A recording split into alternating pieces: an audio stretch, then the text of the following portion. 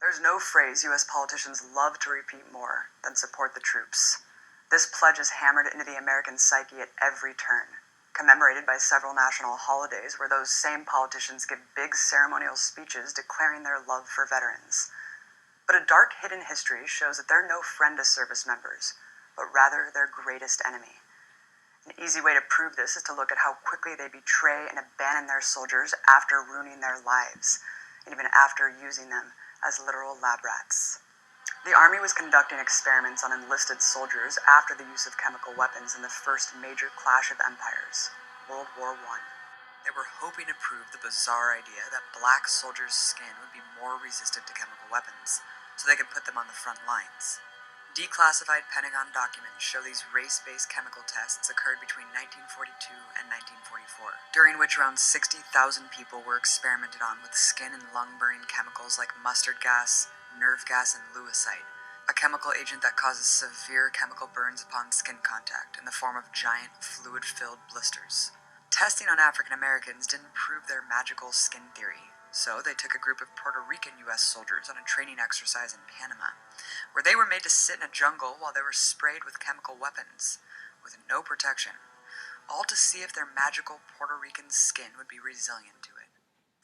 The Pentagon brass were only concerned with documenting the immediate effects. They completely ignored the long-term impact of these weapons, a litany of life-threatening illnesses including leukemia, skin cancer, and emphysema.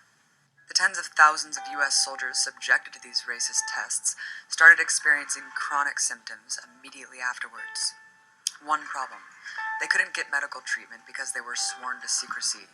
Their commanders threatened them with jail time if they even talked about the tests, and even had all their medical records destroyed. To the Army, these tests simply never occurred, and thus the military was not liable for any health-related problems. When the human experiments were declassified in 1993, the U.S. government promised to track down the veteran test subjects and inform them that they could finally get compensation and treatment.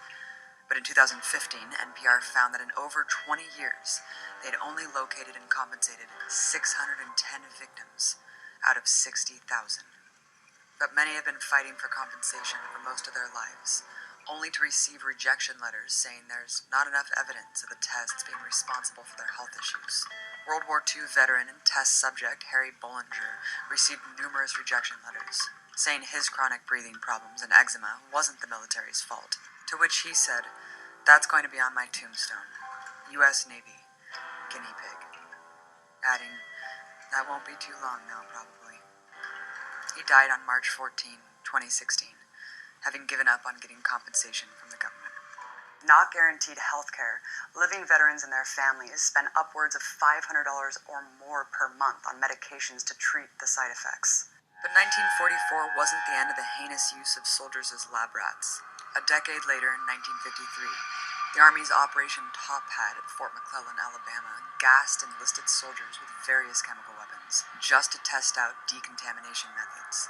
The soldiers were not informed of the tests, asked for their consent, nor given any follow-up medical treatment. Throughout the 60s, too, they continuously gassed Navy sailors under Project Shad, testing biological and chemical agents on military personnel aboard ships. Around 6,000 were unsuspecting guinea pigs. The government didn't even acknowledge the test took place until the year 2000.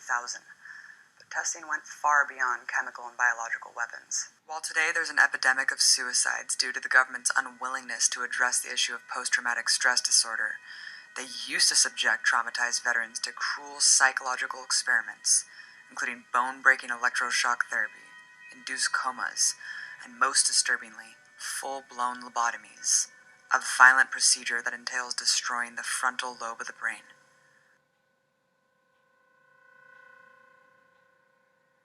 In 2013, the Wall Street Journal exposed these experiments that occurred in the late 40s and early 50s on the most vulnerable veterans displaying normal reactions to brutal combat, those diagnosed with depression and distress from war. They even lobotomized veterans with the so-called illness of homosexuality via the Wall Street Journal. Often the surgery left them little more than overgrown children, unable to care for themselves. Many suffered seizures, amnesia, and loss of motor skills. Like 90-year-old Roman Tritz, a World War II bomber pilot who was lobotomized after coming home with combat stress. Lobotomies were performed on at least 2,000 soldiers like Tritz. Psychiatrists confirm that many of these lobotomy patients exhibited symptoms simply characterized today as PTSD, which is diagnosed in hundreds of thousands of veterans. There was never any accountability for destroying the lives and minds of thousands of soldiers. Families were told that their loved one, now cured with this experimental treatment, would have to be cared for like a child for the rest of their lives. After physically removing minds, the CIA enlisted in another mission to try to control them. Like something out of a twisted X-Files plot, Cold War CIA Director Allen Dulles activated MK-Ultra, a decades-long research program that used unwitting test subjects to carry out experiments using psychedelic drugs and extreme isolation, all in an insane attempt to find a truth serum and control minds. The government turned to its usual lab rats, hundreds of unsuspecting American citizens, many of whom were prisoners, addicts, or mentally ill, and of course countless young enlisted soldiers. Government officials employed hallucinogens, torture, and an array of other horrific measures to try to brainwash individuals. The drug-induced mind control tests under MKUltra were administered by a mad chemist named Sidney Gottlieb. On behalf of the CIA, Gottlieb gave LSD, mescaline, ketamine, and PCP to thousands of human subjects. Often they'd become ill for days. Many were plagued with PTSD, others with permanent psychosis. The most incredible fact is that these psychological experiments, which seem like they were devised in Nazi Germany, actually did have Nazi scientists working at the CIA at the time under what was called Operation Paperclip. The CIA aggressively recruited thousands of Nazi scientists into their research programs, giving them new identities in America along with protection and big paychecks. Comforting thought. The exact number of victims and extent of MKUltra experimentation is unknown, because most of the documents related to the program were destroyed by the CIA in 1973. These drug-induced psychological experiments were not limited to MKUltra, but implemented in broader tests on service members that spanned decades. Between 1948 and 1975, a similarly disturbing program was being carried out by the U.S. Army at Edgewood Arsenal in Maryland, where 7,800 soldiers were being secretly tested with more than 250 chemical and biological agents, including hallucinogens, LSD, PCP, and BZ, as well as sarin gas, mustard gas, and 3 nerve gases developed by the Nazis, including Frank Rochelle, who was tortured for months at Edgewood when he was just 20 years old. He volunteered for what he thought was testing out new battle gear. Instead, he was given a chemical that drugged him for 3 days, experiencing horrifying hallucinations that made him try to cut out his own freckles. Although medical records indicate he went through a 3rd trial of tests, he has no recollection of it. He now struggles with visions, severe memory loss, and PTSD. In some cases, electrical devices were even implanted in humans like dogs to try to control their behavior. Our government has not fulfilled their duty. They have a duty to find and recognize every person, and they got a duty to give them medical treatment. They're hoping that we die off. You apply, you get turned on, and it just goes on for years and years. And they want to wear us down. They want to use young men as guinea pigs and throw them away. In 2009, 6 veteran test subjects of Edgewood Arsenal fought back against the CIA, including Rochelle, claiming the government provided no compensation or health care when the trials ended. Virtually all Edgewood-related health claims have been denied. Many don't speak out, believing they're still bound to secrecy oaths, and others have no recollection of being involved in the experiments in the first place. According to military records cited by Military Times, officials gave participants, quote, unnamed liquids that made them forget the entire event. At the same time soldiers were getting dosed with mind-altering drugs, they were also getting dosed with high levels of radiation under a Cold War program that used service members as nuclear guinea pigs.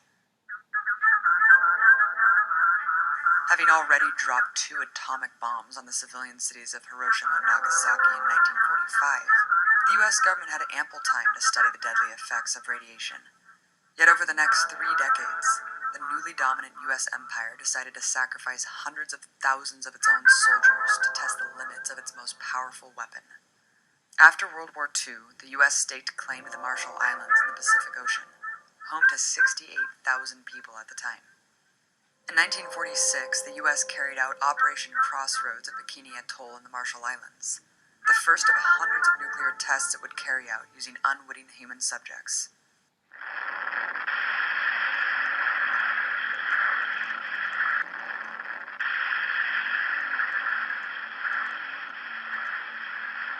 The Baker test blast was the detonation of a 21-kiloton nuclear bomb 90 feet underwater, causing enormous damage and widespread radioactive contamination. Navy ships full of sailors were specifically placed in the fallout radius. According to a lawsuit, every single person aboard at least one vessel died at a young age from radiogenic disease. 8 years later, the U.S. military conducted Castle Bravo, exploding a hydrogen bomb a whopping 1,000 times more powerful than the atomic bombs dropped on Japan on Bikini Atoll, exposing thousands more servicemen as well as tens of thousands in surrounding communities to radioactive fallout.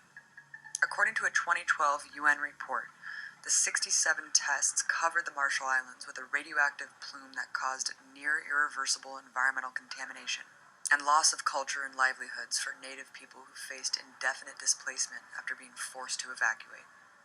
According to residents, some of the country's islands were completely vaporized during the tests. Tens of thousands died from radiation-related illness, according to the Institute of Medicine, with thousands more civilian victims abandoned. At the same time across the world, more than 200,000 American soldiers, sailors, airmen, and Marines were forced to partake in a series of open-air nuclear blasts in the Nevada desert, named Operation Desert Rock. The unwitting soldiers that participated were callously called ground grunts, ordered to sit in ditches dangerously close to the explosions with no protective gear. They wore badges to monitor their exposure levels so the government could test what grotesque results arose from their new weapons.